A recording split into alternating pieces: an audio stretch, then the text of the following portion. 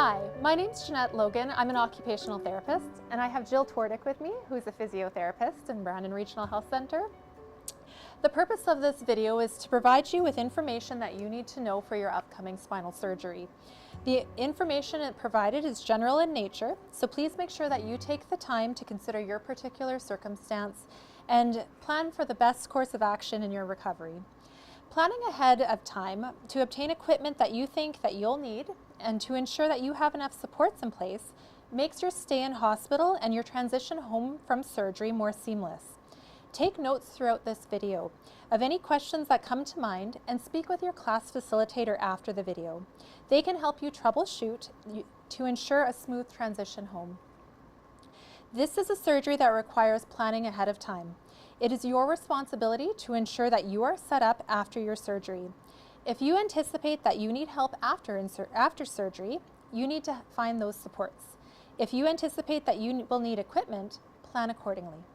You will be seen by a physiotherapist and occupational therapist after your surgery to ensure you are ready to go home. The physiotherapist will meet you daily and will look at your ability to transfer, move in and out of bed, and walk. The physiotherapist will also complete a stairs assessment with you before you go home.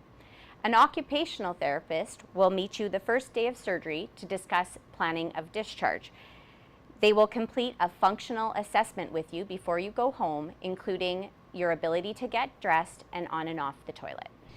The physiotherapist and a rehab assistant will come into your room to help you get up and to go for your first walk. We will come in with a two-wheeled, two-skied walker because patients will have an IV pole, a urine collecting catheter, and often a drain from the surgical site. So you will need assistance in moving in and out of bed as well as walking. At times, therapists may recommend that you use a walker for home. When using a walker at home following your surgery, be sure not to lean forward and bend at your spine while moving. We very much want you to move with a tall, straight back, using your walker to help you stand tall. The proper height of a walker when sizing is to stand within the walker and let your hands fall to the side of the walker. An appropriate height is generally the height of where you would wear a watch or the crease of your wrist, so that you have a small bend in your elbow when you grab your walker. For the first 6 weeks following your surgery, you will have certain precautions and restrictions. With most dressings that are now used with this surgery, you may shower. Please discuss this with your nurse or surgeon prior to leaving the hospital. You are not to lift more than 10 pounds following your surgery until the 6-week mark. When moving, make sure to maintain a tall, straight back when doing all of your activities in either a standing or seated position. Avoid vacuuming. During prolonged standing, consider placing one foot on a stool to take pressure off of your low back. Do not do any heavy yard work such as shoveling or raking, and do not drive for these first 6 weeks. Following your surgery, you will need to get in and out of bed using a specific technique that we call a log roll. When getting into bed, you will go down onto your side, onto a firm arm, and lift your legs up at the same time. You will lay down onto your side. Once in bed, if turning onto your back, you will keep your knees bent and you will move as a log over onto your back. Once in lying down on your back, you can shift your hips up, which we call a bridge, or move your shoulders. This is okay. We are only preventing twisting when in this position. So you are unable to move your legs while keeping your arms back. You need to move everything together. So when getting out of bed, you will bend your knees up to a bent position, cross your arms, and roll everything together at the same time. Once at the edge of the bed, you can move your feet to hook on your mattress, use a nice firm arm to get up and push yourself out of bed.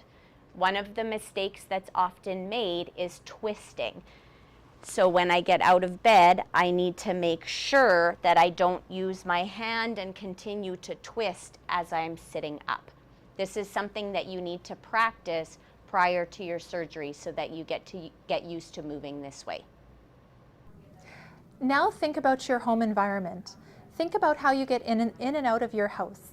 After your back surgery, you might find that you need to use railings to get up or down the stairs. The railings should be secure and not move when you are using them. You might need one on one side or both sides. Also, when walking around your home, make sure that there aren't any tripping hazards.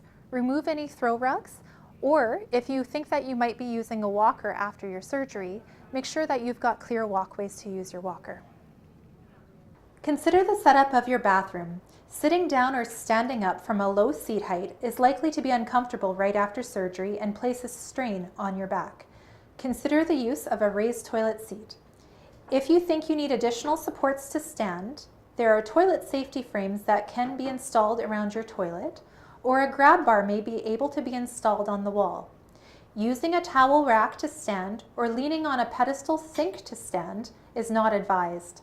The support used must be sturdy to support 100% of your weight. Ensure you allow yourself extra time to get to the toilet if you have to void. It will take longer to walk to the bathroom, or you may experience pain in the middle of the night if your pain medication has worn off. For nighttime voiding, consider the use of a handheld urinal or commode at bedside that can be emptied in the morning. This is particularly helpful if you are alone at nights during your first few days home. Toilet seats aren't the only place to think about where you sit at home. Think about you sitting on a couch. It might be too low to the ground or too soft to sit comfortably. You want to think about finding a chair that's got nice armrests and that is comfortable to sit in for long periods of time. When going to get out of the chair, think about shifting your bum slightly forward to the edge of the chair, pushing off the armrests with your arms to come into a standing position. And please make sure that you're not bending your back or twisting when you're doing the standing motion. If you're showering after your surgery, it might be helpful to install grab bars. Having a grab bar to help you step in and out of the tub can be incredibly helpful. To step in, turn towards the grab bar, step over the edge of the tub very slowly, and you can stand to shower, or if you find you need additional balance, you can have a grab bar installed along the length of the tub. If you find you need a seat, there is a bath seat. Bath seats are available that you're welcome to use as well. To get dressed after your surgery, you want to consider using a long-handled reacher. These can be incredibly helpful for picking things off the ground. It can be helpful for when you're doing laundry to get items out of the washing machine or the dryer. Excellent tool to have. So to put pants on, put your arm all the way through the pants to the end. Take your long-handled reacher and hook it in, and then dangle it to the floor. Wiggle it to get your foot in the pant leg, and then take the reacher and hook the hem of the pants to pull up. Get it up pretty high. Then you do the other side. Put your arm all the way through, take your reacher, hook it, bring it down to the ground again, wiggle it, your foot in the pant leg, and then grab the hem of your pants again and pull up. And then you can stand up and pull up your pants. If you don't have the flexibility to bring your foot up like this to put on socks, we recommend using a long-handled sock aid. So what you do is you take the sock and you put it on the sock aid, pull it on as far as you can, then take the handles, dangle it to the floor, take your foot, wiggle your foot as far as you can into the sock, and when you're ready, take it and pull it. And then try to unhook your sock aid after to take it off. That's how we put on socks after your spinal surgery. When you're getting in and out of a vehicle, you want to think about not having a seat height that's too low, because that can be really uncomfortable. When you're getting in, open the car door, Start turning with your walker nice and slowly. You can hold on to the frame of the car and then lower yourself to sit. To get your feet into the car, we often recommend using a garbage bag because it just creates a little bit more of a slippery surface under your bum. But then move your feet very slowly in little increments and keep your knees together to put your feet into the car. Someone might have to help you for the first couple days.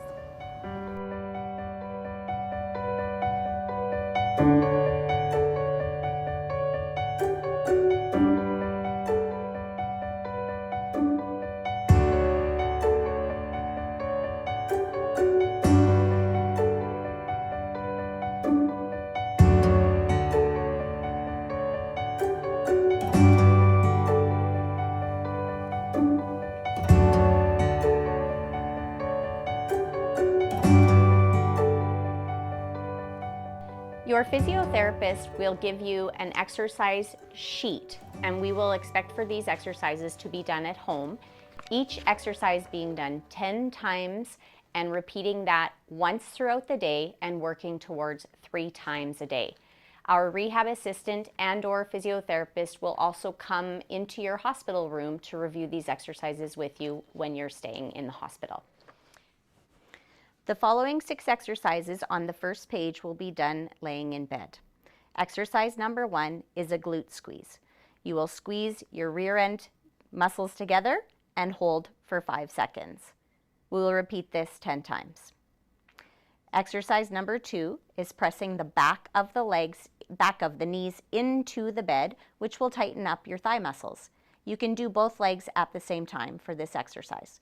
You will hold for 5 seconds and repeat it 10 times. Next exercise is for the hip, and we will slide our leg out to the side, and you will do 10 repetitions of this for each leg. We recommend doing one leg and then the other.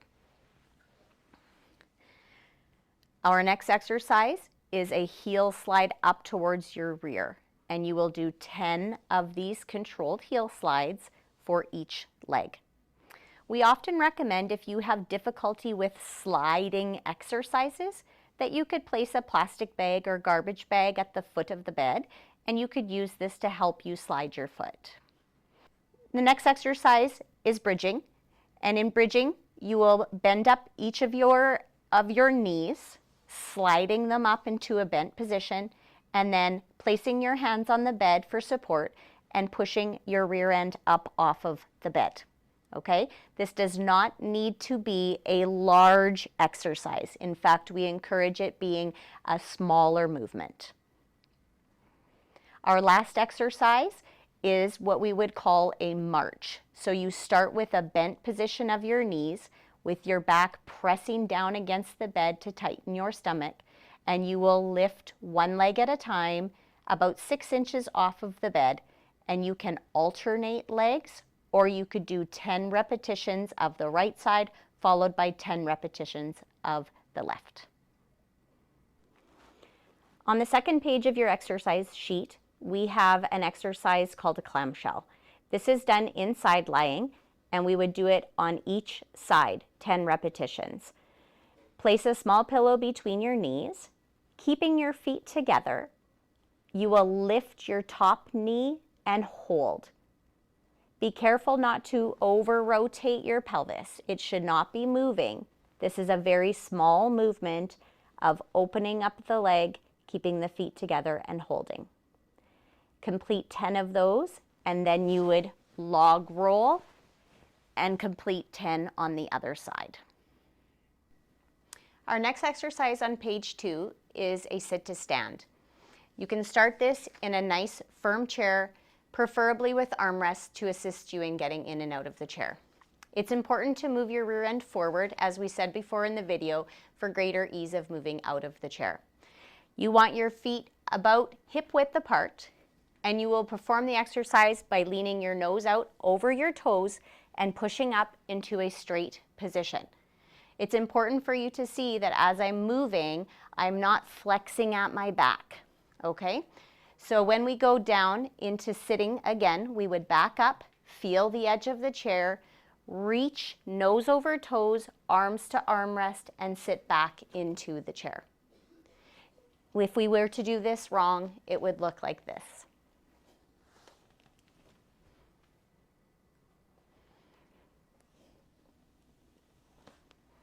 You want to be able to maintain a nice straight back, but yet move from the hip when you do this exercise. Our last two exercises on page 2 are done in standing. The first one is a standing march. Often we would recommend for people to have something to hang on to for balance. That might include the back of a chair or a vanity or the counter. When we're doing this exercise, we want to maintain that tall back, and you're bringing one leg up, knee up, and back down, maintaining your nice tall back. 10 repetitions on the right leg, followed by 10 repetitions on the left leg. You want to be careful as not to bend your trunk as you do this exercise, but to stay nice and tall as you perform it. The last exercise on page 2 is a slide out to the side for your hip. If I did this facing our camera, we would slide out and back. Careful not to move your trunk as you're sliding. So 10 repetitions on the left, followed by 10 repetitions on the right. You may choose to do that with the chair in front of you so you can perform that exercise. Careful not to tip your trunk, but to stay nice and tall. Our exercises on page 3 are stretches. Therefore, the instructions are slightly different from the first exercises. Each exercise will be held for 15 seconds and repeated 3 times for each leg. Our first exercise is a knee to chest exercise. You will bend your knees to a bent position on both legs, and you will gradually bring one knee in towards your chest, being careful not to push past the point of pain. Sometimes people will use a towel and assist with the towel if they can't quite reach their leg. You may not feel comfortable doing this exercise for a few days or even a week after surgery. So you will perform 3 on this side, 15 seconds, holding, and once 15 seconds is up, you can relax. 3 or 2 more on that side and switch to the next leg. Our second stretch on the last page is for our hamstrings, the back of the thigh. To do this exercise, you will bring one knee up to about a 90-degree angle between your thigh and your chest wall. And from here, you will raise your toes to the ceiling to feel a stretch in the back of your leg. It is important to keep your other leg bent to help the position of your back so that you aren't arching your back as you do this exercise. You'll hold for 15 seconds and repeat this 3 times and then switch to the other side. Our last stretch on page 3 is a stretch for your hip flexor. To do this stretch, you may want to use a chair for balance. You will take 1 foot forward and 1 foot back, keeping your heel down on the floor. You will bend your front knee and tilt your pelvis forward until you feel a stretch in the front of your leg. Your heel may come off the floor for this stretch in order to feel it less in your calf muscle down here and more in your hip flexor. Okay, you will tilt that pelvis forward, and often if you squeeze your glute muscle, you will really feel this stretch in the front of the leg. You will hold this for 15 seconds and repeat it 3 times, and then you would switch legs. On the bottom of your exercise sheet that you are given, you will see a heading called Walking Program. It is very important for you to walk after surgery, and the aim is for you to achieve 30 minutes of walking by the time you see your surgeon at your 6-week follow-up. You can break this walking up frequently throughout the day and increase it as you are able. For example, when you first get home, you may just be walking in and around your house and working towards increasing time spent on your feet. As you feel better, you may want to start walking outside, and you may choose to do those in increments of 5 minutes or 10 minutes, working your way up to a 30-minute time period. So that brings us to the end of the information that we wanted to share with you today.